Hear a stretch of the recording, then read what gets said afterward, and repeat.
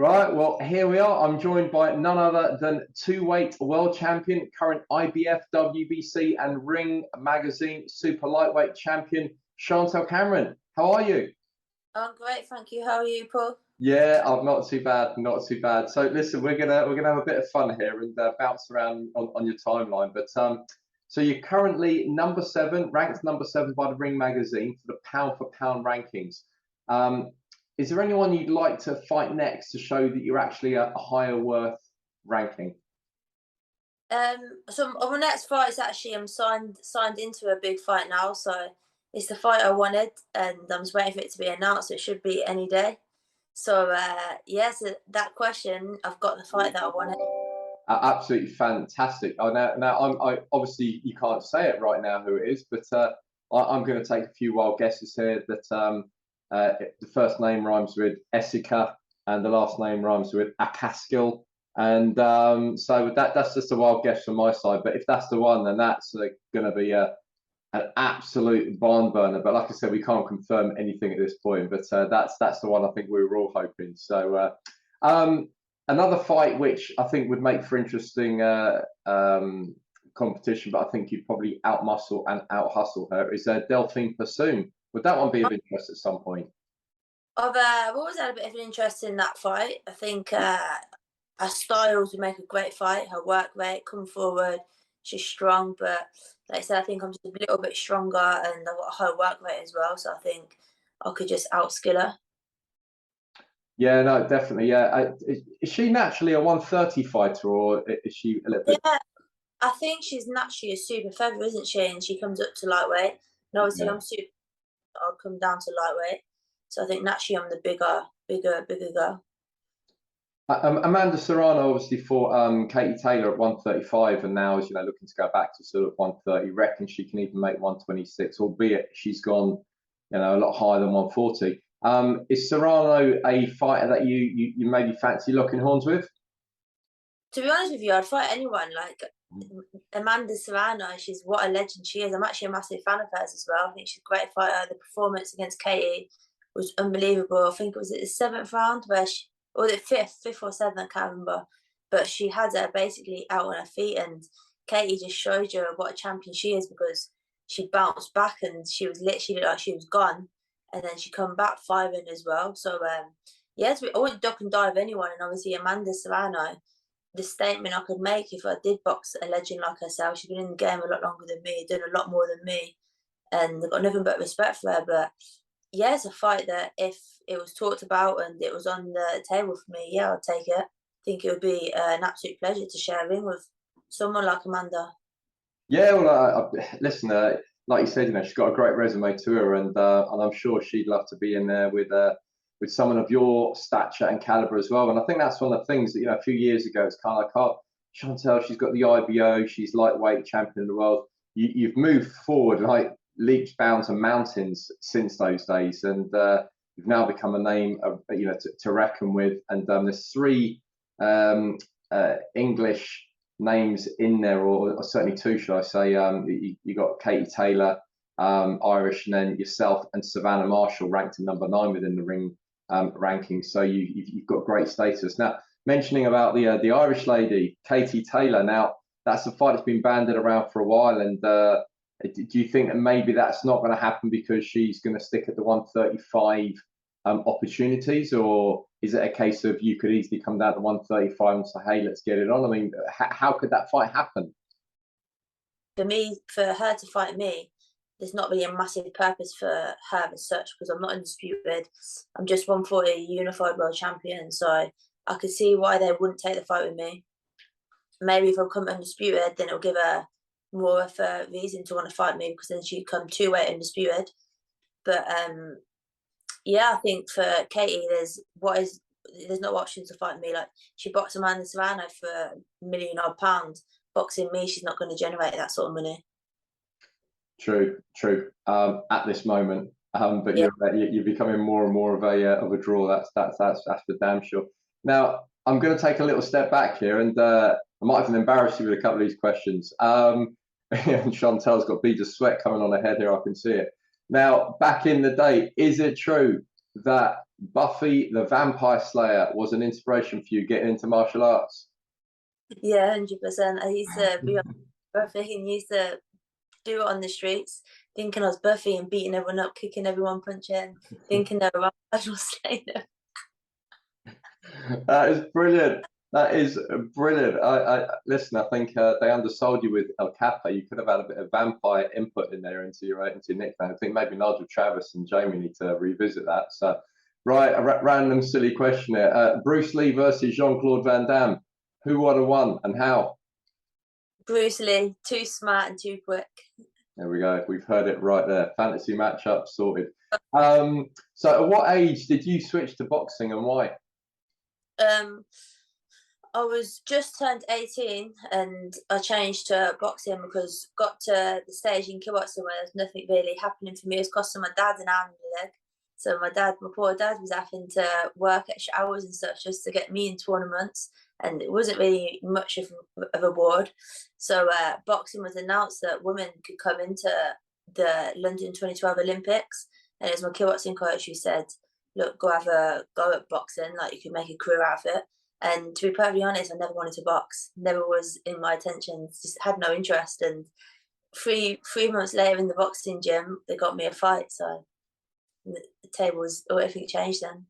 Unbelievable. That's incredible to hear. You did want to fight, and then, well, let's just say it kind of rolled up pretty nicely for you. You know. Yeah.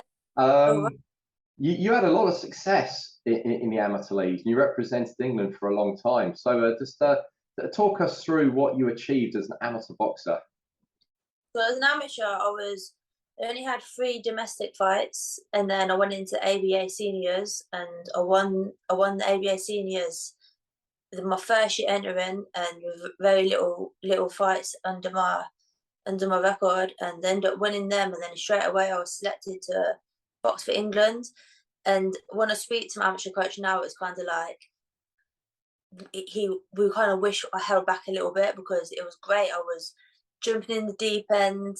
Literally the train was rolling fast, but I think it was too fast where I hadn't settled into boxing. I was still transitioning from kickboxing to boxing, so the jump was a lot, and it was a bit frustrating and hard. And so I think if I turn back the hands of time now, I think we've had a few more domestic fights, or maybe won the ABAs, postponed boxing for England on the international scene, and had a few more domestics just to get used to boxing and stuff, and then went international, because the jump from domestic to international was a big shock to the system.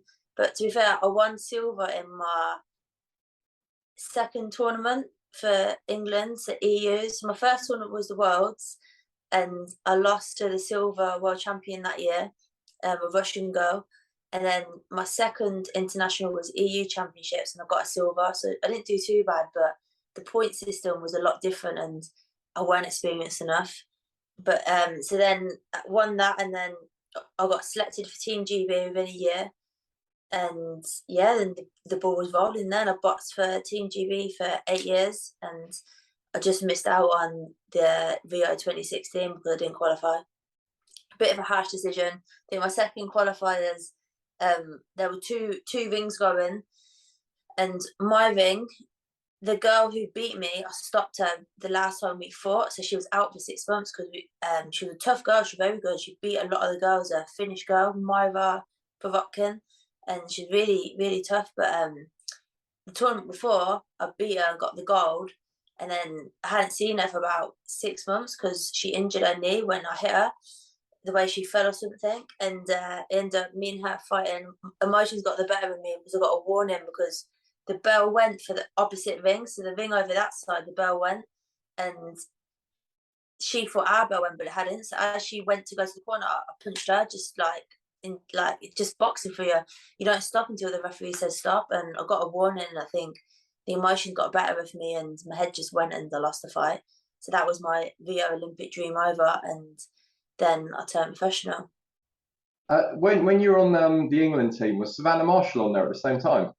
Yeah. So I got on after Savannah Marshall, so we shared the same house. Right. Now she's a really, really funny character. I mean, she's got a great sense of humour. But when she first started boxing, when she kind of came on the scene, She was like almost this sort of shrinking violet, where she was really softly spoken, didn't say much. And I don't know if it's been the influence of Team Fury or she's kind of unleashed her inner Savannah. But was she always that funny, even back in the day on the England squad? Yeah, she's always comes out with like one-liners, and she's like a dark horse. I think that's the best way to describe her, a dark horse. She's silent and stuff and a bit shy, but I think Peter Fury brought her actual personality out of her now, where now she's letting everyone see the real Savannah. Brilliant. So back to yourself now. So you're 16-0, and with the exception of one outing to Las Vegas, everything's been in the UK. Fancy a bit of Madison Square Garden? My next fight, I'm out with the UK again, not Madison. It's like you're reading my mind today, so which is weird. You're calling my opponents out who I'm fighting. I'm fighting the UK next. Brilliant. Well, listen, we won't squeeze that anymore. But yeah, I mean, basically, it's going the way you'd have hoped. You know, the dream from the Buffy the Vampire days. You certainly, the dream has evolved incredibly well. So I'm going to ask you a few questions about sort of current fights coming up now. So Chris Eubank Jr. against Conor Benn. What happens there? Very good fight, very intriguing fight. It's very hard. I can't call it, to be honest. I really can't call it. I'd like Conor Benn to win, but it's just the size, and obviously Chris Eubank's very experienced, been in there with the very best. But I hope Chris gets the, not Chris, lost it then. Hope Conor Benn gets the win. Okay, right. Well, no doubt Conor's gone up. Connor's put you up a couple of notches on his friendship scale now, without a doubt. Right, from friends to sort of clashes and sparks coming up. Savannah Marshall, Clarissa Shields. What happens? Great fight, really, really, really good fight. But obviously, I'm gonna have to be biased and say Savannah. But again, I just think Savannah's so powerful, and she's really come into the pro game now. I think she's at her peak. She's smashing through everyone. But again, like Clarissa hasn't won all them world titles for nothing. Like, she's a very good opponent, fast, good boxing IQ. But it's just, will she withstand Savannah's power? The way Savannah throws as well, she's very relaxed when she throws. She can box. She's got good movement. But I'm gonna have to say Savannah. Are you, just out of interest, without sort of doing too much sort of clairvoyant work here, but are you going to be doing any commentating on that fight? No. I'm just going to go down to watch. Cool. This maybe if anyone's listening to this, they might actually want to hook you in now, so because you're doing a pretty good commentary of how it might go already.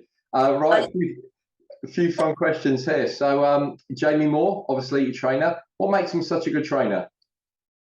He knows the game inside out. He's been there. Like, you just look at the way his career went. Such a good fighter, so you can kind of like trust him to make sure that he's getting you right, and you're going to peak at the right time. And he's got the best interests for all his fighters as well. There's no motive in him. It's about the fight. It's not about him. Like, he doesn't want the fame and the glory. He just wants his fights to do well. And you kind of know in the corner when he's tending to do something, or he's saying to you like, look, you can do this. He's been in a lot harder situations, a lot harder fights. So you can kind of look him in the eyes and be like, he's been in this situation, so you can fully trust him. Nigel Travis, also known as Captain Chaos and a few other names, a legend in the sport, an incredible man, does so much for the community, and obviously knows his boxing. What does he bring to the table? He's just such a good character, such a good man, and he's always making me laugh and relax. And he gives me that confidence as well. I think Nigel gives me the confidence because we always have like talks. He boosts me up a bit, but he's also a realist. Like, he'll tell me how it is. He'll give me a kick up the ass when I need to kick up the ass.